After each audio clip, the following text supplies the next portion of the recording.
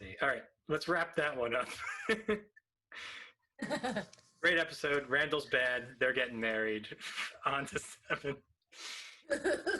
On to the wedding. Yes. People disappear all the time. Young girls run away from home. Children stray from their parents and are never seen again. Housewives take the grocery money in a taxi to the train station. Most are found eventually. Disappearances, after all, have explanations. Usually. Welcome to Outlander Revisited, a series where we rewatch, review, and discuss episodes of the television series Outlander.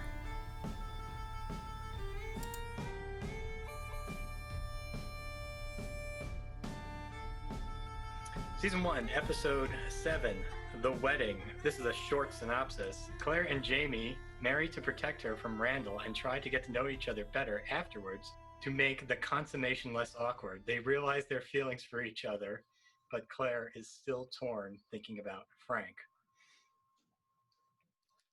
That's it. They skip all the fun stuff. I mean, Wikipedia. That's the shortest synopsis of an episode I think I've seen. Considering I took more notes than I've ever taken. Oh, really? I didn't write down that much for this one because I was kind of like, oh. What's happening? Yeah. I do like the beginning a lot, starting with surprise wedding. I like that it starts, with the kiss, their man and wife, yay, and everything else kind of goes back from there. I love the structure of the episode. It got me the first time I watched it because even though I'm a guy, sometimes I could sound like a girl, and I was like, "Hey, are we not going to see the wedding?" But then the structure of it and it flashes back to Claire and Frank's eloping, which is very reminiscent because me and my wife eloped. Aww. In a courtroom, so we did that too. And in it, I noticed that Claire said, A big church wedding? No. and she goes, "No, let's just do it now." So in my mind, it made me think maybe Claire really wanted a big church wedding because why would she say that? Maybe. I think it's also really sweet that, I like that she's like, but I've never met your parents. They're at lunch waiting for them, like right now, and they're going to go get married first. I think it's really cute. Really, really sweet. Yeah. But it also, it very, like most of her flashbacks counteract with what she's going to go through eventually because their ceremony is going to be very ritualized and very, even though it's impromptu, they all take it very seriously. And no one more so than Jamie. Oh, no. Yeah. It's important to him. Very. This is also a moment where I wrote down, Claire may have a drinking problem. This is where we don't find out she's been drinking. We see her drinking in the bridal suite. They're drinking whiskey up there. She's like, cheers. Which is acceptable drinking. It's her wedding night. Yes, of course. But, he makes a really sweet toast, and then she just keeps pouring. She has like throws them back. As we find out, she's been hungover. So she's been going through however long this Catholic wedding is, which if you've ever been to a Catholic wedding, it drags. It is. I've been a 6-year-old in a Catholic wedding. I was the flower girl. Oh, wow. Can you imagine being 6 years old and having to be at the front? Did you have to stand? Yeah. Oh. I'm continuing to mess with flowers, and everyone's like, oh, she's so cute. Yeah. And I was over it. My sister got married this year, and she did a very quick ceremony. My daughter was a flower girl, and just ran up, threw some flowers at the front, and sat back down, and was just happy to be wearing a dress. There you go. So she's been hungover that whole time. So that's why she's guzzling the shots, because she gets up there and she's just like, I just need to balance out. Oh my goodness. Yeah, so she also starts out by asking him, she's just like, I just basically gotta know, Why did you agree to marry me? And it's all just like, he acts like it's just to keep her safe from Randall because he knows Randall is such a bad guy. Which is true. But also, Jamie's not getting nothing out of this. He also, he's been flirting with her for how many episodes? Oh, yeah. You know? I think he's just trying to be like, because I'll protect you. He's still not at that point where he's going to be like, I'm vulnerable. I hope you like me too. Yeah, he can't even write that on the note and have Angus pass it to her at this point. No, I don't think Angus would pass it to her. It would be Murtaugh. Okay, so almost a kiss, but she's like, tell me about your family. Yes, she does that a lot where she's like, let's have a conversation. Yeah. I think she's nervous because, I mean, she's also like, oh, I'm married already, and now I've just married this other person, and I'm still probably drunk, and yeah, a lot of things happening emotionally right now. Mm-hmm. So the first conversation is, tell me about your family. And then they both kind of start chatting back and forth. We don't really hear a lot from Claire, but it's implied that she makes up some sort of family heritage for herself. Yeah, something. But that kind of just goes like a montage. Mm-hmm. You hear some names that do come back later. Before the first time, they're interrupted by Angus and Rupert. Angus and Rupert, the comedic relief. I love this exchange because he's like, you can't. What? You can do it with the clothes on. No, that's wedding night. And he's like, they make me laugh. I love them. And they were sent up by Dougal, who's kind of like, have they done it yet? We gotta make this. We're on a schedule. Chop chop. He wants to officiate the document. Because Ned is like, it has to be witnessed by at least 3 people who are in the same house, at least. If not, if we could get somebody in the room. Oh God. Which Jamie does make a joke. He's like, oh, yeah, it doesn't have to be witnessed by anybody except for like Angus and Rupert. Yeah. Yeah. There's some good little one-liners in here. I mean, there's some laughs. Including when she looks at him and finally she's like, oh, it's time for bed. And he's like, to bed? Or to sleep? He looks all, I don't even know how to describe that look on his face. But it's very sheepish, very... Yeah, sheepish is good. Yeah. But maybe a little hopeful. Uh-huh. Oh, yeah. He knows what's coming, but he doesn't want to seem too excited about it either. Right. Which is a very exciting time for him. But this first interaction between them is very awkward teenager kind of stuff where they're slowly like undoing each other's clothes and fumbling. And I think this whole episode could actually be taught in like a sex ed class or like a sociology class. Because the whole time they're setting up boundaries for each other. They're teaching each other about their own bodies.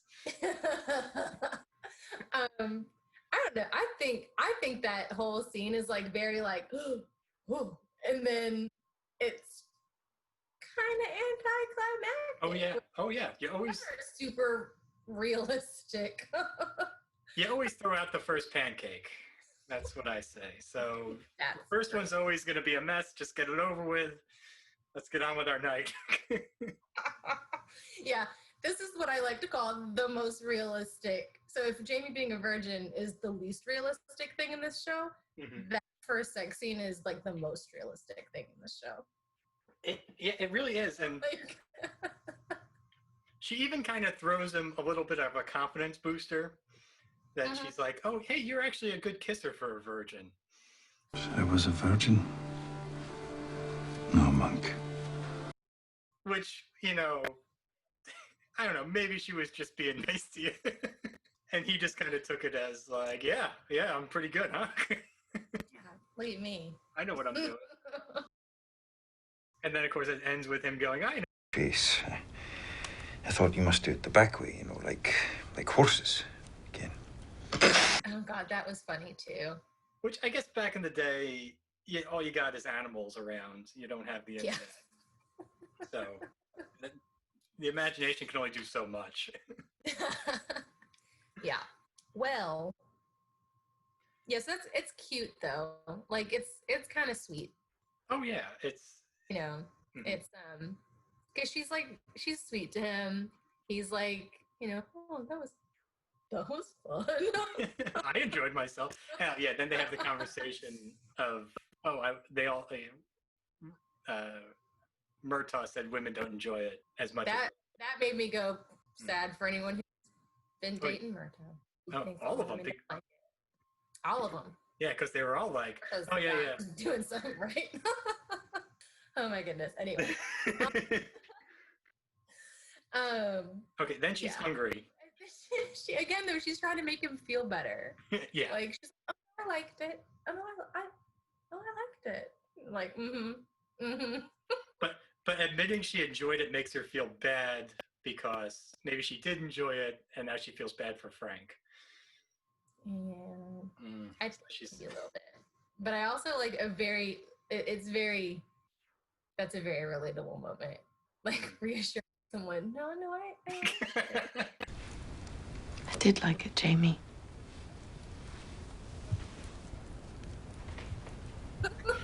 Yeah, I guess I'm familiar with that too, actually. Oh my God. But then she loses her damn mind. She like leaves the room in like that basically see-through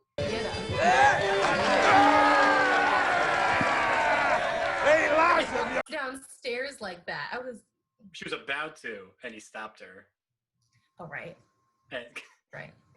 Well, she's a little embarrassed about what just happened, and also she's probably got the munchies now because she started drinking again. I don't know. I have a lot of experience with drinking a hangover away, so she's now in the munchies phase because she got a little bit tipsy again. They all razz Jamie for he's come to get her food, and they're like, "Did you bleed?" A lot of great lines in this one. This is a funny episode. It's really good. Oh, Dougal tells him you can't look too eager to get back to her. Yeah. Sit down. Don't go back upstairs yet. Mm-hmm. And immediately he rats out Dougal to his new wife because he's very clear. Oh, I get to tell all my secrets to you now, and I think Dougal's a dummy. And we can laugh about him. He's like, and I love it. He's like, this is great. Oh, I wrote down, this is also just damn sweet.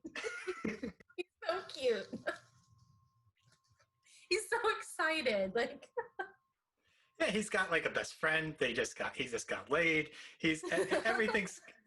He's got somebody he can talk to. And then it goes into talking about how he planned the wedding. Yes, which is a really awesome part of it. I love the way this is structured because now you're seeing Jamie's backstory of the day. Yeah, it's all his version of events because Claire was sloshed somewhere. It's like Jamie as Bridezilla. Yeah. And his demands for his wedding. It's cute. So his 3 demands. The first one is the church, a proper Catholic church. Mm-hmm. This is Dougal's mission, and he has to talk the Catholic priest into doing it. And luckily, he has a very pious soldier with him to spat Bible verses back and forth at each other before they just flat out threaten him. I called it the scripture off. They're having like and that's great because you can always just throw Bible verses back and forth at each other without context and then you can use them for whatever purpose. Yeah, and I call that priest Timothy because he everything is from the book of Timothy. Yes. And then the other guy, it's all from Hebrews. Like, I don't know, it's like they've each got their one book of the Bible that they really no. that they've really hammered into him. Yeah. And then But they in end the up, end, Dougal strong arms him, as always. he bribes him with windows because the church is run down. Because he's freezing. He's like, it's freezing, it's drafty in here, the church is a mess, he's got some sort of flu. Which makes me wonder what's going on in this town, because the church is all a mess, but Ned is out trying to get a dress from a whorehouse, which is full of women. So what, are they in Reno of the Highlands? Where there's no church, but this... Oh my goodness. Oh. And then Rupert and Angus have the wedding ring as their contribution to all of this. Made from a key. Made from a key. I'm guessing that's going to come back later. Okay. Heuristics are good. So it's, yeah. And so it wasn't one of his 3 like demands, but Murtaugh also went and found him a Fraser plaid. Mm-hmm. To wear. So his family colors. Yeah. Because so that was, also special because that's his godson, right? And he talks about his mother and, would she be proud? I don't know, I thought that was kind of a cute moment. And it showed that Murtaugh has family relations, a very close family tie to Jamie. Yeah. And seems to have some sort of an affection for his mother as well. Yes. I saw, and they kind of share that a little bit. Almost like a big brother thing. I think you pointed that out. Mm-hmm. So he has to be in Fraser colors, but he can't be seen in Fraser colors because he's wanted. He's wanted. He's the big red. Like, that'll be a problem. This is also where Claire reveals that she was actually just drinking all day and she doesn't remember most of the details. But this dress, once she puts it on, and she appears in this dress, is really something. Like, it's gorgeous. Oh, yeah. It's a very I don't know if when you watch these, do you have access to the commentaries, like the director commentaries afterwards? I don't. I can check to see if I have it. So, and they might be on YouTube. You might see if you can find it, but they were talking about this dress, and it weighed like 100 pounds. Like, it was ridiculous. She could hardly stand up in it. Oh, she's a skinny girl. At every cut, they had to like come up behind her and like put a chair under her so she could like kind of lean back. She couldn't really sit down in it either. It was huge. It was really heavy. My question was whether it was supposed to be tight on her or if just like that was the style where like, oh, it's almost cutting off her boobs. Style. Oh my god. There's a lot of those. If you watch any like period drama, that's just how they wore stuff. And you could like see her breathing. Her poor like skinny like bones in her chest, and then like it's like you see the lungs move trying to struggle against the dress. Yeah, but it's a really amazing piece. It's a really amazing costume. I don't know how accurate. I don't know how like historically accurate, because I don't think anyone could move around in a dress that weighed that much. Like, if the actress could literally not stand for more than a few minutes in it. Maybe in high society, when women in the aristocracy would just like go to beauty school and they practice walking with the book on their head, and they practice. They're almost like gymnasts practicing a routine to wear all that stuff. It has to be. It's an Olympic event to them. Yeah, that's a sweet moment though, because he's like, I remember every moment. Okay. Like, it's really cute. He's so excited. Mm-hmm. It's very opposite of like a usual like kind of like Irish wedding where the husband's usually like completely wasted and the wife is enjoying the ambiance of the situation.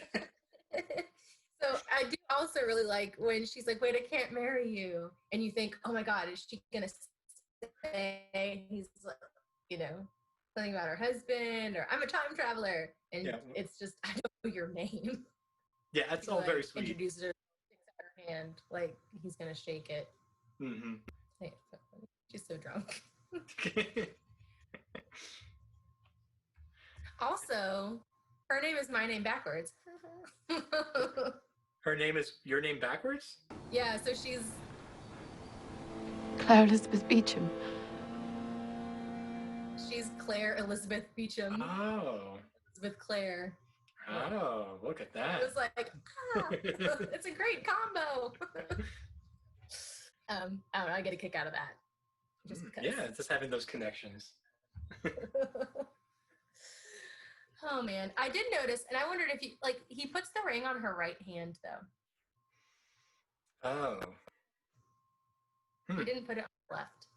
Interesting. Because she took off the ring and she put it in the dress. Yeah, she takes off the other one. So that's why I was like, why didn't he put it on her left hand? I don't understand. I don't know. I'd have to look at it again. I definitely will when I'm editing it. So it will be up in the video. Which hand it's on. And especially because she looks at both of them at the end. Yeah. So then they're married. There's more ceremony and stuff that she doesn't understand. Lots of Latin going on. A surprisingly good first kiss. I thought that it would be a little awkward, but no, it's not. There's a spark.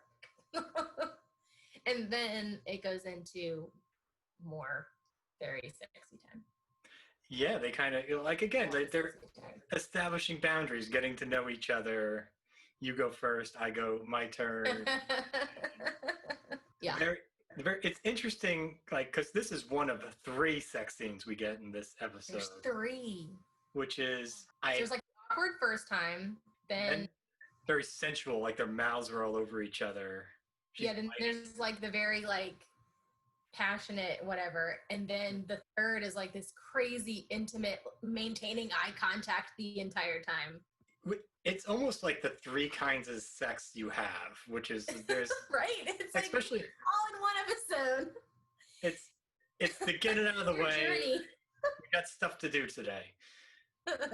Then it's the really being into each other, and then the third is kind of like the like healing, kind of just wanting to be as close as possible to each other. It's when they had sex the third time this episode, I like dropped my phone. I was like, this is amazing. How many Emmys did this win? I hope it was. This season won a few, I think. It was, I don't know. I haven't looked it up, but this episode alone deserves 8. One for each of Jamie's abs. I like it. I like it. And it does devolve into a blowjob, which time appropriate, even for a lady of the 40s, is very progressive. And then Jamie falls asleep with a smile on his face. Because he just found out you can have sex from the front, and then he got a blowjob from a French lady from the 1940s, which has to be like Christmas and your birthday and the 4th of July and everything all rolled into one. Life will never get better for him. No, that was it. That was the peak right there. That day. And then Claire kind of starts nosing around, and I wrote down, this is the part of sex I never see, which is the one where my wife goes back and finishes the TV program we were watching, and I just continue to sleep. And then she goes downstairs kind of naked. Yeah. I don't understand her choices very often. Like, let me walk her downstairs. So when I first saw this, I was like, something horrible is going to happen, because she is literally just wrapped in this plaid, and she's going downstairs into a place where there were a bunch of drunk men, and she has almost been raped by these very drunk men. These particular drunk men on so many occasions, and she's just gonna go downstairs. And multiple times they made jokes about it. What are you doing? On Jamie's wedding day, they've made multiple jokes about having sex with her.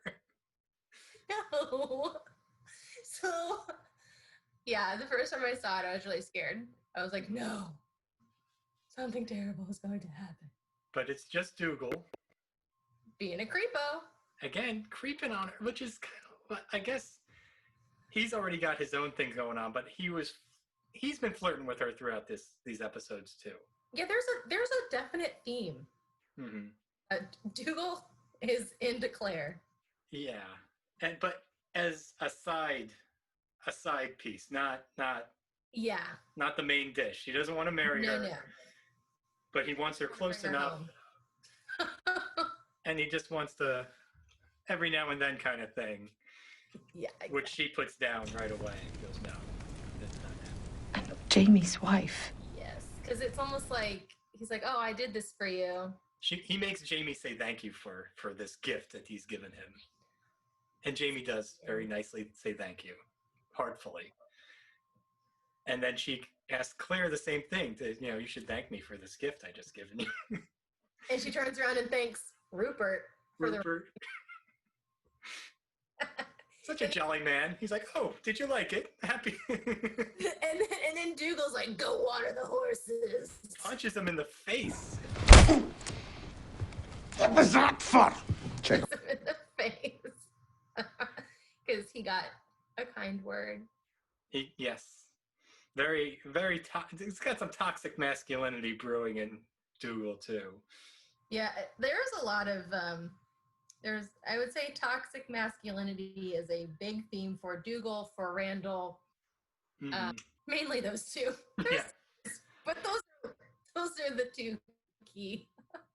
Yeah, and so then Jamie gives out his mother's pearls. Oh yeah, in the beginning, she had said, To your life after a while, the life you had before. Things you cherish and hold dear are like pearls on a string.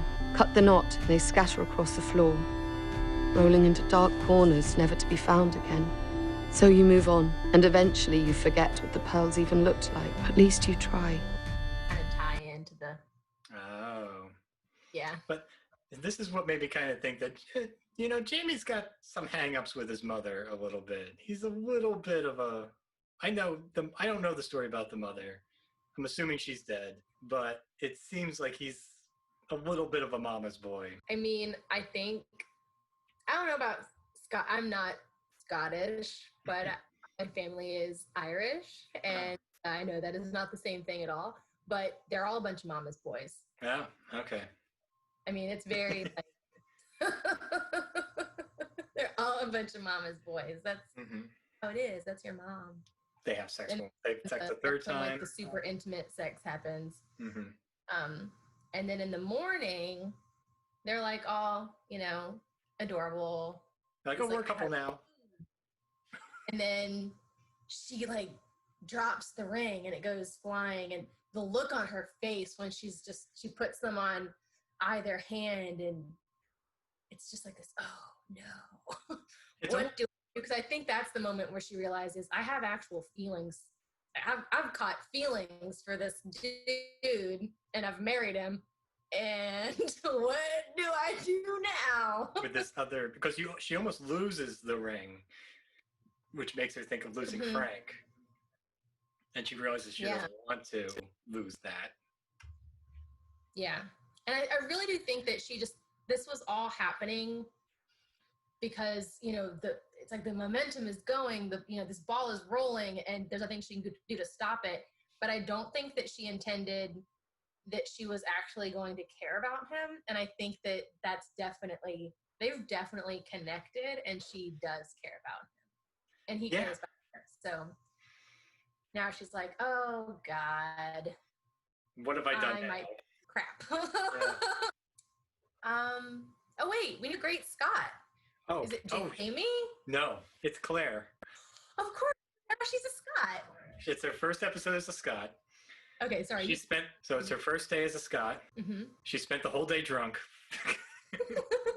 She continues to drink. She has sex multiple times. It's just... She's winning. She's the greatest Scotsman in all of those Scotsmen that we meet. Awesome. Deserved. That's good. Jamie hasn't earned one yet, but it should. I imagine it's coming.